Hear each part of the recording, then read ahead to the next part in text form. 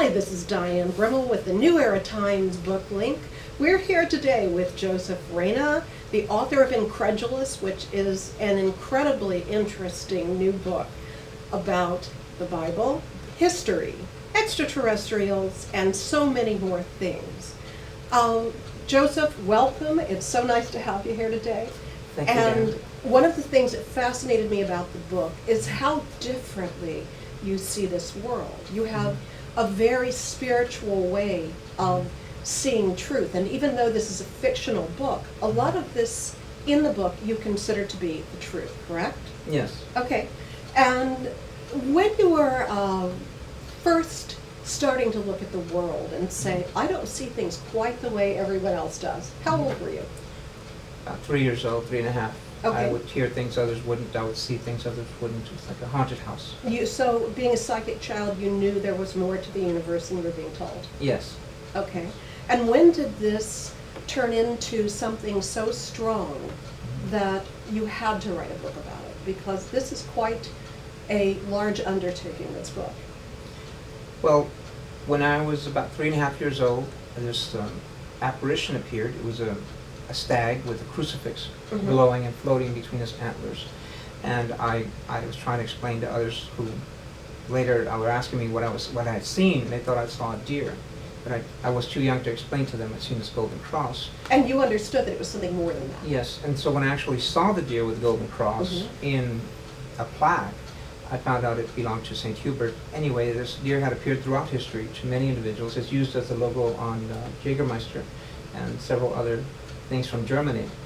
Germany has a big history of this deer showing up. So at that age, did you understand there's something special about seeing this religious symbol? You understood that then? Because all the haunting stopped. So I knew there was power, something, there was a good and there was an evil. Okay.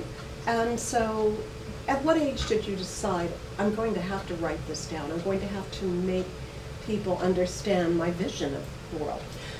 Well, I didn't write it for that reason. I Okay. wrote it for my own, see if I could possibly find the evidence to what I knew was there. And the evidence was everywhere. And they didn't do a very good job of editing the Bible. They left the information in there. This is true. This is true. Because there are many historical references to times in the Bible. People don't realize that the King James Bible is called the King James Bible for a reason. That early in history there were a lot of editings of the Bible. Yes. So what are some of the most glaring differences you see from what you find to be true to what is in the Bible today? I was asked by an evangelist one time, because he said, I think you'll know the answer to this question. And that's when I first started finding that if I wanted information, I could simply think about it and be led to the book immediately. He asked me, can Jesus tell a lie? Yes or no? That's all I need to know. The answer is no. We understand him. Okay. And he said, very well. Someone in my ministry asked, why would Jesus on the cross say to the dying man, I promise you this day we shall be in paradise, when he knew very well, according to dogma, he's going to hell for 3 days. So he's lying to him. And I discovered there was a book I had on the shelf. I hadn't opened it yet. In that book, it's called The Channel Gospel of Levi. And it was written by a pastor, or I don't know if he's a pastor, but they have another name for them. He was in the Confederate Army, or the Union Army, and he channeled this gospel. In there it states that he never said paradise, the word didn't exist. He said the realm of souls. Okay. And so that made sense. They were going to the So realm I of shall souls. be in the realm of souls with you today. Right, and Okay. Peter also mentions Jesus was in the realm of souls. Okay. So that he wasn't lying, he told this guy. And I also found out through my research that both of the men hanging with him were disciples of his, Okay. Cestus and Gastus, who Okay. were zealots. So this, where did you find this information? It's fascinating. that Scattered you've- all over the world. Okay. There's, well, I would be So you talked to driving. different biblical scholars? Yes, and I've spoken to them. And I would be driving past a used bookstore, and you need to go in there and get a book. So I'd go in there, and I'd search the shelves, and I'd go over there, and I'd feel the tug, and I'd pull that one out. And pretty much all the money I had on in my pockets at the time. So I'd buy it. I really didn't want to, and then I would have paid far more for it, what was in there. I didn't have to read the entire book. I just have to hold the page, scan it, and scan it, and scan it, and then I would feel a tug, and I would read it, and I would take those notes. So that helped me. Otherwise, Okay. I don't think I could have got through the research. And to a lot of people, that will sound like science fiction, that they wish they Yes. could do it. Well, in the movie Constantine, they demonstrate Yes. this one guy doing that. Yes. Yes. And Edgar Casey, the famous sleeping prophet, did the same thing by sleeping on his books. He was able to Oh. gain knowledge. Well, Yes, very well, they would interesting. do that, but I could feel Yes. the book, You could feel which the one book. I needed for the next Yes. piece of information. Okay. And so, at what age did you say, I think I have this whole picture figured out? I feel like I kind of get the story At here. 2012, I had the story together, Yeah. somewhat. There was a section missing. I turned it into my publisher, and she says, "What is this gobbledygook in this one section?" They haven't given me that yet. Ah. And they couldn't give it to me because of the dangers of releasing it before 2012. That information, I didn't want to even include it in the book. Okay. But, so now, actually, all the pieces are coming together within the last year, complete. Mhm. There were small missing pieces, but now the last year is actually complete. And like I said, at first it was just for me. I didn't want to release that information, but then I thought, what if I die and no one finds this information out? Mhm. Others have found some of this information and they put it in paintings, and they died hoping others would be able to uncover it. Because if you're told the information, according to the Illuminati, according to the Masons, according to the Templars, if you're taught the information, you have to hold it as a secret, if they think you can hold the secret. But And if if you you are discover not- the secret, yes. you have the right to hold it Now I or understand. share it. So you discovered the Yes. secret, so you have the right to share it. Yes. Okay, when you look at certain aspects of biblical history according to the church, things like the prophecies of Fatima, do you feel like there was something, we never knew what the third prophecy was? Their prophecy was Nibiru, and the Okay. sun was not the sun. All the priests who were there, they said it was a metallic disc. They could see Mhm. heads looking out of it. The Mhm. children were interviewed. They said, they never said it was Mary. They said she wore a rainbow-like cloak, Mhm. or it had a large bulbous head with Mhm. almond-shaped eyes. So you feel like the church reinterpreted the vision in terms of what was biblically acceptable? Benefit them, I think. Yes, okay. So, when you look at the whole of the book that Mhm. you've written, what is the strongest message in that book? Is it simply that we haven't been told the truth? Is it that there's a lot more to tell here? The message is complicated because it was supposed to be one thing and it became another. The Mhm. apocalypse, as I understand it, happened exactly as it should have. Mm-hmm. Millions died. The problem is we're in a specific location within the galaxy. We're in the photon band. Mm-hmm. And our emotions are far more powerful than other beings' emotions are. We can die from a broken heart. We can Mhm. die from fear. Mhm. Other beings don't die from fear. They don't Okay. have that type of... Okay, so we were here, and then billions of minds transmitted this fear across the galaxy. The galaxy fell into ruin, from what I understand, something horrible. Dolores Cannon speaks of this. She said Oh, something yes. horrible happened in the future. She doesn't know what it was. I was shown what that was, Okay. and that was the part that couldn't be shown at the Okay. time. And we volunteered to come back. We didn't volunteer to save humanity. We didn't volunteer to be humans. We didn't Mhm. want to come back. We were asked, but we had to agree. We did Mhm. agree. We came back. And we rose to consciousness of the planet, so much so that I believe the apocalypse didn't take place, is not going to take place. Mhm. And we're actually beyond the point of the destruction, so we're I in no want to time. get to that. We're in a no time, and the sun should be firing flares. It's not. Okay, Because I want to humanity- get to, I want to talk to you extensively about where we're going as a society. So, Prometheus Press has a wonderful book, Incredulous by Joseph Reyna. We're going to be right back and talk more to Joseph about the Bible, history, prophecy, and so much more. Hi, I'm Diane Gremmel. I'm here for the New Era Times book link. We have a wonderful book that we're looking at today, and it is called Incredulous. The author, Joseph Reyna, here. We're talking about the Bible, biblical prophecy, Jesus, and a lot more. So, Joseph, one of the interesting points of your book, it begins with a man who has performed exorcisms for the Catholic Church, but he is really now on the road to finding treasure, correct? Well, he was excommunicated for not wanting to follow the critique, not the critique, the point by point Yes. long process of exorcism. He would just do them on his own, so he got in Right. trouble for that. Okay. And he finally gets excommunicated, so he uses his abilities to treasure hunt, to Okay. look for the Spanish galleons. that And went in the down. process, he finds a lot of truth Yes. that has been in some way misrepresented by people in the past in history, correct? Yes. Okay. One of the things that happens is his discovery of Jesus' twin brother, and that there are a lot of things in early Christian history that have been turned around. So how did you as an author decide to utilize that point? Is that something that you found to be true in your own research? To write plot? to Well, lay as out the far plot as for the as story? far as Jesus having a twin brother. Oh, could that have even been true? Yes. It would have to be with my investigation concluding. If not, I can show you his tomb. It's in Kashmir. Okay.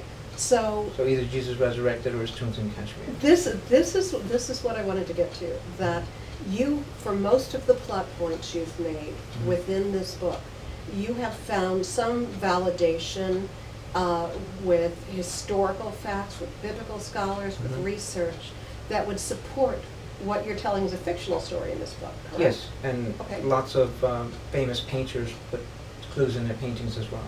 Okay. Da Vinci, Poussin. So, would you like to give us a little bit of background on Jesus and his twin brother, according to what you've discovered? From what I discovered, there were two, of course, born at the same time, but Mary only had prophecies given to her by Gabriel for one child and his name, which would be Yeshua. There was no information given on the second child. That child was raised by the midwife. As far as I know, her name was Leah. She was the wife of the high priest from the Sanhedrin at the time. So that son, that child was raised as a prince of Judea and was trained in law and lettering. He was a scribe, so he was, I guess, kind of like a lawyer, I guess, for the Sanhedrin, and a priest of the Sanhedrin, and he was acquainted with the high priest. He would have known that family. He would have known Annas. In the book of John, at the very end, it speaks where Peter can't get into the proceedings because the girl at the gate is holding him back. Okay. And it says the disciple of Jesus, who was well acquainted with the high priest, came and spoke for him. Okay. And that would have been Judas. Because Okay. John would have been a young Galilean who could not have been acquainted with the high priest. So you saw all these things just falling into place and Yes. saying, I get it. So what else have you found historically that you feel we haven't understood about the Bible to this time? There were some letters. I don't know if you know J.Z. Knight and Ramtha. Ramtha said that Jesus had an identical twin brother. And this Okay. one priest in her following, who was a dean from a university in Ireland, started searching for the information. He found a letter that was written from the king of Damascus to Jesus, asking him for healing. Jesus wrote him back, and that letter was in Damascus. He found it. Okay. And Jesus said, I can't go at the moment. The crucifixion was, Passover was coming up. Right. So he said, I will send one of my disciples. Well, the disciple that gets sent up there has the Shroud of Turin with him. And that's what remained for hundreds of years until it was looted during the Crusades. But that healed him. And then later there was another edition saying that later the disciple Thomas showed up with Jesus' son Jacob. He was 2 years old. Okay. And he said this disciple Thomas was also known as Judas. The word Thomas is not a name. It's always been known that that is not a name. It means the twin. So Judah was also called Thomas, and he was called Didymus, in Greek meaning the double. Okay. And that's throughout the Bible. So it sounds like from what you have discovered, so much of the history of Jesus' life has been misunderstood. That he had a family, that he married, that his life continued after the crucifixion and the resurrection. He resurrected, but his life didn't continue. As far as I know, he did ascend. Okay. That did take place, the resurrection. So the to your knowledge, information. before the crucifixion, he had a wife and family. Yes, the Okay. Mishnah is very strict. There are 5 things a father must do for his son. He must sacrifice for him at the temple. He must circumcise him after 8 days, with the mother being present. Okay. He must teach him the Torah. He must teach him a trade so he doesn't become a thief or vagrant. And he must find him a wife before the age of 20, or he is accursed of God. the priest would have thrown that in his face. Okay. If he was over 20 years old and not married, they would have brought it up. Okay. And they did not. Okay, so you feel that his being married was pretty much expected in that time period, that, If you were from the line of David, you were Yes. expected to have at least 2 sons. okay, and your take on it is he married Mary Magdalene, Yes. okay, and that he did have children, No. okay, She was very young from Mhm. the research I did. She was still a Mhm. teenager. And so when he died, they have a custom. And Okay. if the older brother dies Mhm. and he's married, he doesn't give his wife a child, the second son must marry her and give her a child. This goes back to the story of Judah. correct. And Mhm. so those children would be called the children of Of- the first. So Right. the bloodline comes from Judas. And in the painting of Leonardo da Vinci, the guy holding the bag, it's a little sketchy, but when you get really clear in the painting, you Mhm. see a child in this section where Judas holding a child. And it just, I don't know if he added it there, or it just looks like that. You mentioned, Joseph, that you have found in history several instances of people like Leonardo da Vinci you feel clearly understood the true nature of the Bible and the true lineage of Jesus. Are there others in history that you can point out to me? Nicolas Poussin is another one. Okay. He's the one that Saunier used his paintings to Mhm. break the codes in Rennes-le-Château and leave codes in Rennes-le-Château. Mhm. In his paintings, he had painted something called the Seven Sacraments, and he'd done a self-portrait of himself. Okay. Something happened to him, though, that all of a sudden he changed everything. He repainted them, Seven Sacraments. Mhm. He repainted a new self-portrait, but in this portrait, now he's wearing a Masonic ring. Interesting. And in the paintings, he shows a double, where they say the keys of the kingdom, and you've got Jesus holding up the keys and Peter on his knees. That's not Jesus. Jesus is in the crowd wearing white. This is the twin, the double. Okay. All right. Well, we are here with Joseph Reyna, the author of Incredulous. We will be right back to find out more about how biblical history affects our future. I'm Diane Gremmel. Hi, this is Diane Gremmel with the New Era Times book link. I'm here with author Joseph Reyna. He is speaking to us today about his incredibly interesting book, Incredulous. So Joseph, before the break, we were talking about Jesus.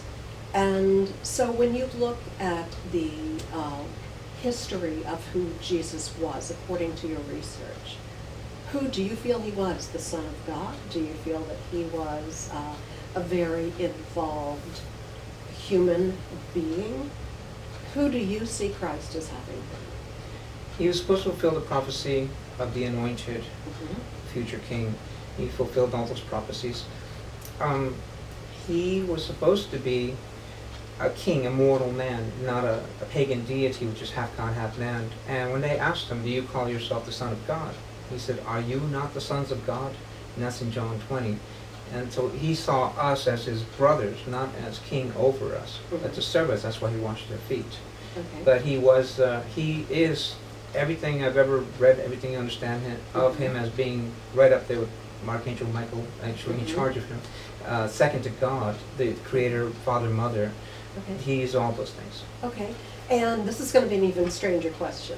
Mhm. In your research, in your understanding, Mhm. in the whole gestalt of all of this, who is the Father, Mother, God? Everything. Okay. There is nothing that is not creator. You can't say, oh, this part of God is beautiful, but this part of God is ugly. Right. It's all creator. Okay. And so- also yourself. You can't say this part of me is beautiful and this part of me is ugly. It's all, which is still creator.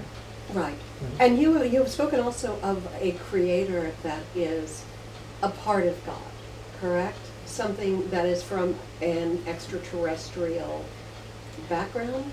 The Elohim. Okay. Is that what you're recalling?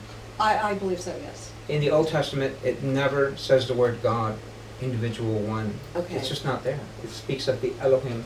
And people say, well, we don't really know what it means. Well, the definition is right there. They give it to you. It's that Mhm. those who left their lofty abode to come to earth. And the word heaven, we think of harps and angels, but it comes from the word shamlaya. And that word means the universe, the cosmos, the galaxy. So for some reason, after the Savior God, dogma got into church, heaven took on the paradise type. Before that, the word always meant the cosmos. Okay. So those of us who come from above, so humans were seated here on planet Earth by those from above? Well, if you take the actual writing in Genesis, Mm-hmm. if I were to take and make a cat that glows in the dark and patent it, as some have done, Mm-hmm. I would not be claiming to have created a cat from nothing. I took Okay. an existing cat and modified it. That's the exact wording in in the Bible. Okay. It says they took, let us recreate man in our image according to our likeness. Okay, very And interesting. they were created indigenous. I mean, not indigenous, both male and female. Okay. They were both sexes. Androgynous, they were created androgynous. Mhm. So there's no periods or commas or question marks in the old writing. So when it says male and female, he created them both. That was really surprising that they would have been that way, but all the research shows that these creatures were not designed to procreate later. That was Enki getting involved later, the one they called the serpent in the garden. Okay. Who messed with that. So let's go to modern times. There has been a lot of prophecy from different peoples throughout the centuries about the end of the world and where we were going as a people. So when you look at the events that are happening today, what do you know that is happening today that seems to have been predicted by the Bible that you relate to? Pretty much everything. Okay. And it was very accurate up to a point. We started rising in consciousness, I believe, enough to where we weren't stupid enough to create the apocalypse. It was similar to when Jonah gave the prophecy at Nineveh that they were going to be destroyed. They weren't destroyed because they changed. Right. And we didn't do the things. We didn't go to war. We didn't launch the missiles with Russia. The United States, there's plenty of evidence the United States goaded Russia into firing missiles. And there was a lot of talk on night radio where officers were coming forward, and I know they were losing their jobs, but they were saying the U.S. is trying to get Russia to fire missiles on us. The U.S. will not respond. They've already taken the codes away from everyone. Clinton did that. What they wanted was thinning of the herd, and then they would come back up, and everybody would feel sorry for the U.S. They would create a one-world government, so this would never happen again. And we'd This have all makes the us a pretty troublemakers bad would be guy gone. sometimes. The leaders, not the Okay. people. Okay. And do you have any prophecy or any feeling about the upcoming elections? Do you have any feelings about how that's going to affect the direction of America? All the remote viewers I know don't see any other president but Obama. If he declares an emergency, he can suspend elections. Okay. And so everyone is seeing this continue. The Different remote viewers people think. may interpret that a different way, Mhm. but you don't see an end to this planet, correct? Not a destruction anymore. There was a destruction. I've seen the destruction. I'm sure people that are listening to this have had dreams of the destruction. The destructions would have taken place, but the timeline jumped. And the timeline jumped when Obama was elected. Everybody believed there was hope. The audacity to hope is what I call it in my book. Because people were hoping that there would be change.